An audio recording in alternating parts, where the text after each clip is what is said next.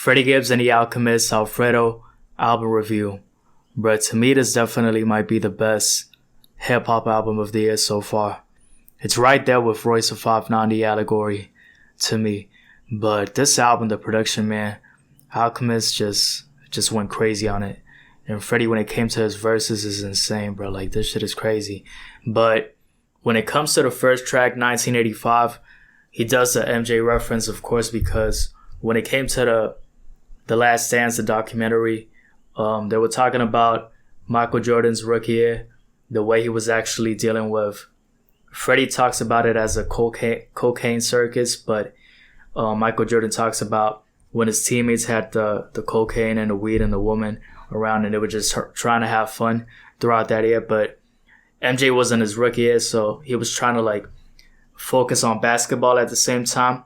You could definitely tell he did focus on basketball, man, because listen, when you average 28 points per game on your rookie season, over 50% shooting, that's just something else right there. That's crazy right there. But Freddie Gibbs, of course, he kills it when it comes to this track with his verse, but at the same time, the Alchemist production is just crazy. It has like this grandiose type of sound when it comes to the guitar sounds. And honestly, throughout this project, we don't hear any type of track that sounds like this one. This one is like a very, very specific sound when it comes to those grandiose guitar sounds, and it's just powerful the way it sounds. But then Freddie goes crazy when it comes to his flow when he starts the line where it says, "Bomb people like Nagasaki, rocking next to my pocket, hot like hibachi, drop the check on a bitch. Man, these people be looking like baby mamas in the Maseratis." That's a funny line right there, but at the same time, when he says that, of course, I'm not a rapper, so I'm not going to say like he says it. But my point is, he just goes crazy. His flow, like, he just keeps going and going and going. And the production right here just fits his voice perfectly for this track. And when we get to the last line, he actually compares his God level flow to that of Jay-Z when he actually mentions Hov. So that was interesting to see that comparison right there. I would definitely say Freddie Gibbs has one of the best, definitely one of the best flows currently when it comes to hip-hop. He's just honestly been doing great projects when it comes to Bandana, and now when it comes to this project right here, Alfredo. And if we want to talk about the name of the project, I like the way they did actually do that combination right there between The Alchemist and Freddie Gibbs when it comes to Al and Fredo right there. So of course you get why it's called like that. And I like the reference to, of course, an Italian cuisine when it comes to the pasta, because given Italian when it comes to the gangsters and all of that. So obvious reference if you understand when it comes to the subject matter of this project. We get to the next track, God is Perfect. And I gotta say, to be honest, this has a much more hard-hitting beat. When it comes to this, I feel like still the thing that actually stands out the most is Freddie Gibbs' flow right here, because he just went crazy when it came to this track, God is Perfect. He went to like 4 different type of flows right here, and I was like, Jesus, he just keeps switching his flow throughout this track. And again, this is another track that I would say these first 2 tracks really have a very distinct type of sound compared to the other tracks throughout this project. The way he just switched his flow 4 times right here, he just kept sounding different. And even the hook, when he actually got to the hook, it was a very catchy sound. So he managed to deliver a catchy sound, but at the same time giving you great delivery when it comes to the rap and verse and the actual substance of the lyrics. And what I mean by very catchy is when he says microphone check 1 2 mic checker. Like the way he says it in the hook actually sounds catchy, even though it's a serious track. It's not like these party tracks on hip hop. But definitely one of the tracks that stand out the most is Scottie Beam when he says, "The revolution is a genocide. My execution might be televised." It is a very powerful line given the context of what's happening currently. He even did put a Justice Tee on the website, Alchemist and Freddie Gibbs, where specifically if you actually purchase the tee, all the money goes directly to the families of Ahmaud Arbery, George Floyd, Breonna Taylor. A very good idea. I specifically donated to the GoFundMe for George Floyd's memorial, and then I did actually donate to the protest fund for the Bay Area. So yeah, it's a good idea right there when it comes to the tee. But if we go specifically to the track, I love the production right here. Rick Ross actually sounds great right here, and he even does a reference to to Kobe Bryant and Gigi. He actually says, basically contemplating his own life, because he says he prays for Gigi and wonders if she'll get to see him next. That's a very, very deep line right there. The fact that Rick Ross is contemplating his life at that moment too, that's very, very interesting. So I hope he's healthy. But I like the fact that Freddie Gibbs says, don't cross me like Isaiah. So of course Isaiah Thomas, once again another basketball reference.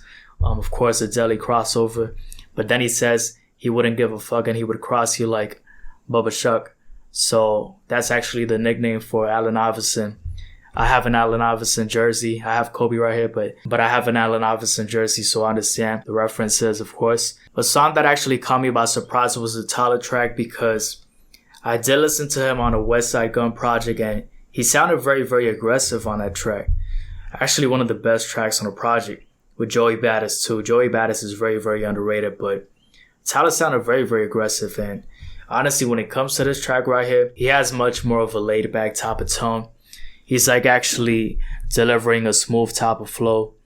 And of course, the beat is actually very smooth as well. But I was surprised because given it's a Freddie project, I was expecting it to be like a much more hard-hitting verse from Tyler, the Creator right here. But it's understandable because the beat is a smoother type of beat compared to the way it was actually on a West Side Gun project. But honestly, when it comes to that track Freddie's on in the West Side Gun project, Pray for Paris, $500 ounces, that track is amazing, man. Like, that's definitely, I might even say, I'm just saying in my opinion, I feel like that Alchemist production is better than even any of the tracks right here. Just my opinion. And I would still say this project is better than the Pray for Paris project, but that specific track, the instrumental is insane.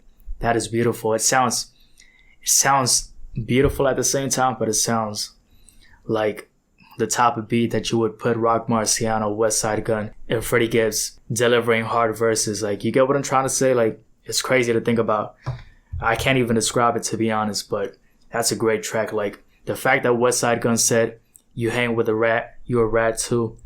That was a nice line right there to start the verse on this track. So honestly, to me, the hardest song on this project is definitely Frank Lucas with Benny the Butcher. That track, bro, the beat sounds menacing on that track. That's like a different type of beat right there.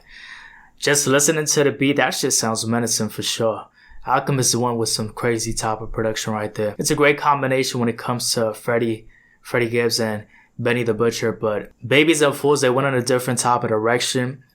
It still sounds good. Conway sounds great on the track, but if I'm trying to compare the members of Griselda on this project, I would say Benny the Butcher had a better verse on Frank Lucas, and I like the beat a lot more because it sounds very menacing to me. It sounds like a great combination, both tracks, but I still feel like Benny the Butcher did better to me on this project than Conway. Mind you, I'm actually very new to Griselda. I haven't been a fan for a long time, but I'm getting to the music right now, and I do enjoy the way it sounds. I actually didn't enjoy at first the way West Side sounded, West Side Gun, but now I actually enjoy him the most when it comes to the members. So that's very interesting. But yeah, I would definitely say this album is very consistent. Like, I don't feel like there's actually any misses on this project. The intro is amazing. It just sounds grandiose once again. I like the basketball references throughout this project to Isaiah Thomas, Allen Iverson, Michael Jordan, Kobe Bryant, and Gigi when it came to Rick Ross on Scottie B. I like the fact that they did do that T to actually help out these families. And I just feel like this Alchemist production is just on another level when it comes to the instrumentals. Even though I did say the $500 ounces beat might be like better than anything on this project, I still feel like the consistency right here is very obvious. It's amazing. And Freddie's flow, specifically on God Is Perfect, right? Yeah, the second track is insane. He switched up like 4 times. Like, this guy just went for different type of flows. He doesn't sound like that on any of the tracks the way he sounded right there. So I like the fact that he's actually switching up his delivery. Let me know down below in the comment section your thoughts about this project, Freddie Gibbs and The Alchemist, Alfredo. Let me know your favorite tracks. I would say for me, 1985, Scottie B, Frank Lucas, God Is Perfect, and wait, did I mention? Yeah, Frank Lucas. And I would say Baby Shit. That would be my favorite tracks.